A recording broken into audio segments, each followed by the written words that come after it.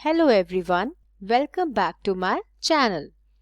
Perception की series को आगे बढ़ाते हुए आज डिस्कस करेंगे हम थर्ड पार्ट। तो परसेप्शन प्रोसेस को आगे चलाएंगे और परसेप्चुअल मैकेनिज्म का ऑर्गेनाइजेशन के पार्ट को डिटेल में डिस्कस करेंगे। सो आइए लर्नर्स स्टार्ट करते हैं इस टॉपिक को। ये है परसेप्शन प्रोसेस जिसे हम डिस्कस कर रहे हैं। पार्ट 1 और पार्ट 2 में हमने इसका कई पार्ट्स डिस्कस कर लिए हैं। अगर आपके वो मिस हो गए हैं तो उसका लिंक मैंने डिस्क्रिप्शन बॉक्स में दे दिया है और मैं आपको ये सजेस्ट करूंगी कि आप चैनल को सब्सक्राइब कर लें ताकि आपका कोई भी वीडियो लेक्चर मिस ना हो। तो part 1 perceptual inputs we have discussed, step 2 perceptual mechanism, selection we have discussed. तो आज हम डिस्कस करेंगे परसेप्चुअल मैकेनिज्म का B part, that is organisation. Perceptual process में जैसे ही एक इंडिविजुअल को कोई इनपुट मिलता है उसका प्रोसेस स्टार्ट हो जाता है। वो इनपुट को सिलेक्ट करता है, सिलेक्ट करने के बाद उसे ऑर्गेनाइज करता है, यानी चीज़ों का तालमेल बनाता है ताकि उस इनपुट में से वो एक मीनिंगफुल कंटेंट जनरेट कर सके। ये एक कॉग्निटिव प्रोसेस है, ये उसके दिल के अंदर की बात है। जब उसका दिमाग चीज़ों का संतुलन बनाता है, यानी कि trying to create a balance, जो इन्फॉर्मेशन हमें मिली उसका ऑर्गेनाइज करके तालमेल बना के उसमें से कोई मीनिंग निकालने का प्रोसेस अब स्टार्ट हो चुका है ह्यूमन माइंड के अंदर। परसेप्चुअल ऑर्गेनाइजेशन के 9 पॉइंट्स हैं जो इस लेक्चर के अंदर हम 1 बाय 1 डिस्कस करेंगे। सो आइए स्टार्ट करते हैं इनकी डिटेल डिस्कशन।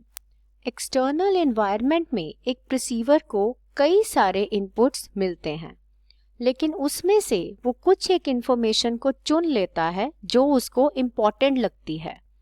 बाकी इंफॉर्मेशन के ऊपर वो ध्यान नहीं देता। तो जो भी इंफॉर्मेशन, ऑब्जेक्ट या पर्सन उसकी आंखों में उसे डिफरेंट लगता है या इम्पोर्टेंट लगता है, उसको वो प्रिसीव कर लेता है और उसके मामले में इंडिविजुअल सोचना शुरू कर देता है। तो जिस भी प्रिसीव्ड को आप सोच रहे हैं, उसके लिए प्रोसेस स्टार्ट कर रहे हैं, उसे बोला जाता है फिगर, और जिसे आप इग्नोर कर देते हैं उसे बोला जाता है ग्राउंड। ये टॉपिक मैं आपको एक एग्जाम्पल की मदद से समझाती हूँ। आप इस इमेज को देखिए, स्क्रीन को पॉज करके भी आप देख सकते हैं। जब आप इसको देखेंगे तो कई लोगों का ध्यान जाएगा हॉर्सेस के ऊपर, तो उनके लिए फिगर क्या है? हॉर्सेस। और बाकी जो भी इस इमेज के अंदर हो रहा है वो उनके लिए है ग्राउंड या बैकग्राउंड भी बोल सकते हैं। अब मान लीजिए कि आपका ध्यान चला गया है कि इसके अंदर तो एक ब्यूटीफुल वुमेन का फेस दिख रहा है। इट मीन्स जो बीच का फेस है वो है आपके लिए फिगर और बाकी की सारी चीजें हैं आपके लिए ग्राउंड। तो जिस चीज के ऊपर आपका ध्यान जाता है वो आपके लिए फिगर बन जाती है। अब इस टॉपिक को हम ऑर्गेनाइजेशनल पॉइंट ऑफ व्यू से भी समझ सकते हैं। यहाँ पर मैंने एग्जाम्पल ली है कि एक एम्प्लॉय है जो अपने बॉस की आंखों में अच्छा दिखना चाहता है, उसकी गुड बुक्स में आना चाहता है। वो अपना सारा ध्यान, अपनी पूरी अटेंशन अपने सुपरवाइजर के ऊपर लगा देता है, उसको खुश करने में लगा देता है। इस बात का उसको कोई लेना देना नहीं है कि उसके कलीग्स उसके बारे में क्या सोच रहे हैं। उसका ये बिहेवियर उसकी कलीग्स की आंखों में क्या मतलब रखता है, इस चीज को वो कंप्लीटली इग्नोर कर रहा है। इट मीन्स इस इंडिविजुअल के लिए फिगर कौन है? उसका बॉस, क्योंकि उसका सारा ध्यान बॉस के ऊपर है। बैकग्राउंड कौन है? उसके कलीग्स, क्योंकि कलीग्स को उसने कंप्लीटली इग्नोर कर दिया है। So this is the concept of figure and ground. अब आता है second point, that is perceptual grouping. हर एक ह्यूमन बीइंग ऑब्जेक्ट्स को, लोगों को ग्रुप के हिसाब से बांट देता है। जिनके सिमिलर कैरेक्टरिस्टिक्स होते हैं उनका एक ग्रुप फॉर्म कर दिया जाता है। तो हमारा ह्यूमन माइंड ग्रुपिंग मैकेनिज्म में चला जाता है। जैसे कि हम बोल दें कि लड़के तो ऐसे ही करते हैं, या लड़कियां तो ऐसे ही करती हैं। ऑर्गेनाइजेशनल पॉइंट ऑफ व्यू से अगर हम सोचें तो मान लीजिए एक बॉस है और वो ये कहता है कि जो मैरिड लोग हैं, जो मैरिड वुमेन हैं, उनको काम पे रखो, तो वो ऐसे ही करती हैं। यानी उन्होंने एक करेक्टरिस्टिक के हिसाब से ग्रुप बना दिया मैरिड वुमेन का। तो हमारा परसेप्शन प्रोसेस ग्रुपिंग में बिलीव करता है। हम हर एक इंफॉर्मेशन को, ऑब्जेक्ट को या पर्सन को किसी ना किसी ग्रुप के साथ रिलेट करके उसके बारे में सोचना शुरू करते हैं। Now comes next point, that is similarity. Similarity का मतलब होता है कि ह्यूमन माइंड एक तरह की चीजों को सिमिलैरिटी के हिसाब से समझता है। इमेज को देखिए, इमेज के अंदर आप देख सकते हैं, जब आप इमेज के ऊपर कंसंट्रेशन लगाएंगे तो आपको दिखेगा, हॉरिजॉन्टली आपको लगेगा कि हाँ जी, पहली लाइन जो है वो वाइट सर्कल्स की है, दूसरी लाइन जो है वो ब्लैक सर्कल्स की है, फिर ब्लैक की है, फिर वाइट की है। इस तरह से आपका माइंड इसको रीड कर लेगा। यानी आपने क्या किया, कलर वाइज सिमिलैरिटी देखी और उसके ग्रुप्स बना दिए। फोर्थ पॉइंट है प्रॉक्सिमिटी। प्रॉक्सिमिटी का मतलब होता है कि जो चीजें एक दूसरे के पास हैं, नियर हैं, आप उनको भी ग्रुप में फॉर्म कर देते हैं। अगेन इमेज को देखिए, यहाँ पर सर्कल्स की 6 लाइंस हैं, लेकिन ह्यूमन माइंड कैसे देखेगा, हम इसे ऐसे परसीव करेंगे कि 2-2 लाइनें के 3 ग्रुप्स हैं।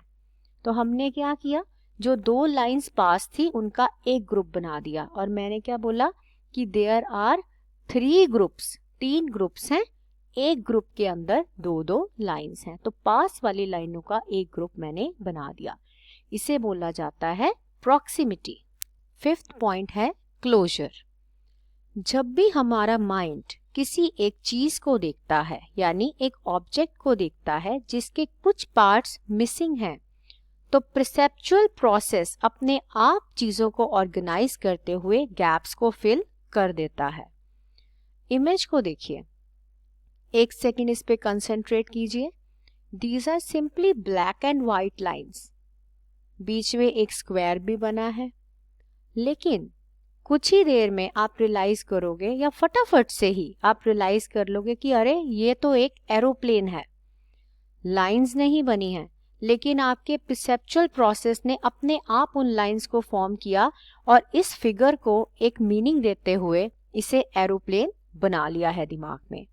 This is principle of closure, यानी मिसिंग पार्ट को अपने आप एज्यूम कर लेना, गैप को फिल कर लेना।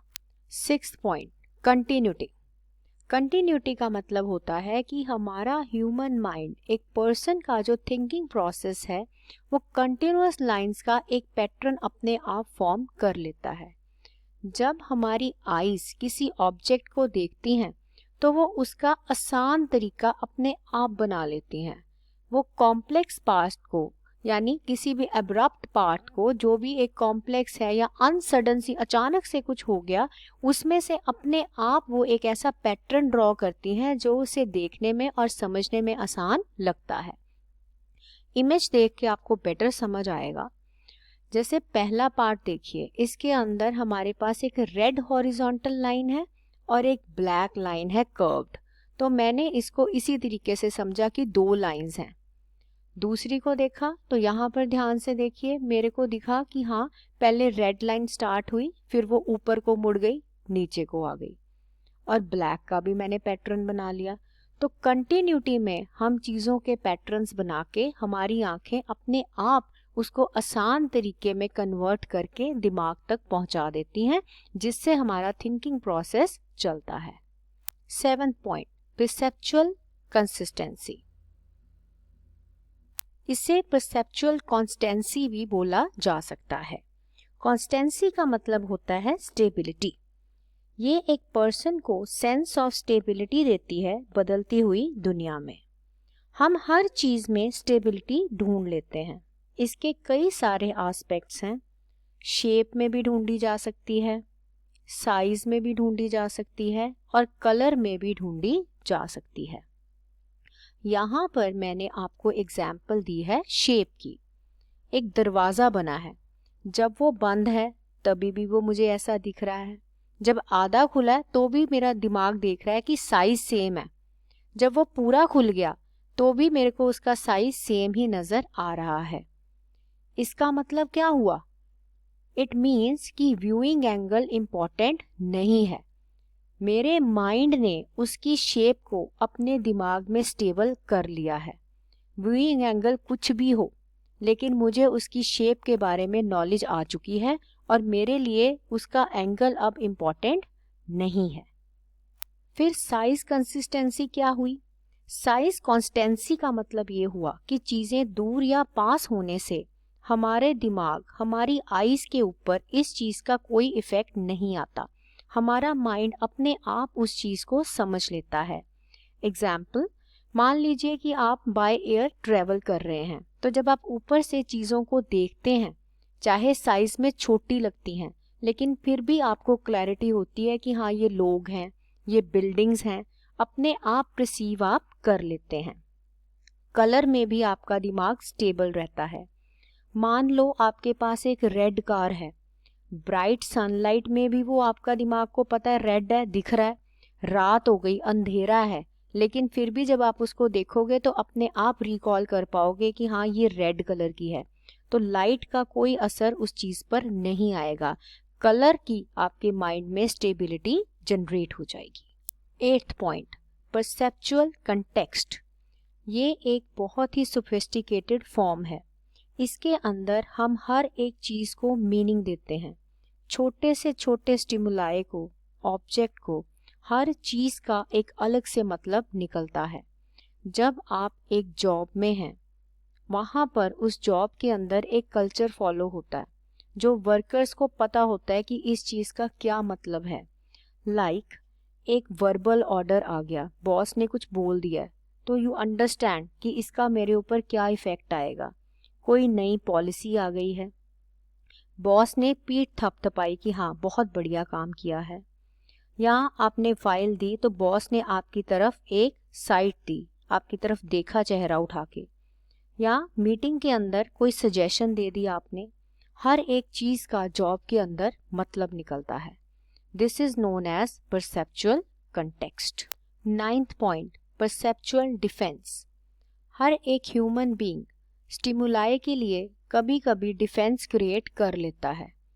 कोई भी सिचुएशन जो उसको पसंद नहीं है, अनएक्सेप्टेबल है, या उसके कल्चर के हिसाब से वो चीज़ें उसे सही नहीं लगती, या उस चीज़ के आगे उसको लगता है कि ये तो खतरे की बात है, तो वो उस चीज़ को मानने के लिए तैयार नहीं होता। इस चीज़ को बोला जाता है परसेप्चुअल डिफेंस। डिफेंस के 2 तरीके हैं। पहला है डिनायल, यानी नकार देना कि नहीं ऐसा हो ही नहीं सकता, ये गलत है बात। दूसरा recognising but refusal to change, जहां आप मान तो गए हो कि हाँ ये चीज है, लेकिन आप अपने आप को, अपनी सोच को बदलना नहीं चाहते उसके लिए। तो डिफेंस 2 तरीके का होता है और ये बहुत ही इंपॉर्टेंट रोल प्ले करता है यूनियन मैनेजमेंट का रिलेशनशिप जानने के लिए, सुपीरियर और सबॉर्डिनेट का रिलेशनशिप समझने के लिए। तो इस तरीके से हमारा परसेप्चुअल ऑर्गेनाइजेशन का टॉपिक कंप्लीट हुआ। अगली वीडियो में मैं इसका नेक्स्ट स्टेप डिस्कस करूंगी। तब तक के लिए stay connected, stay happy. Thank you everyone.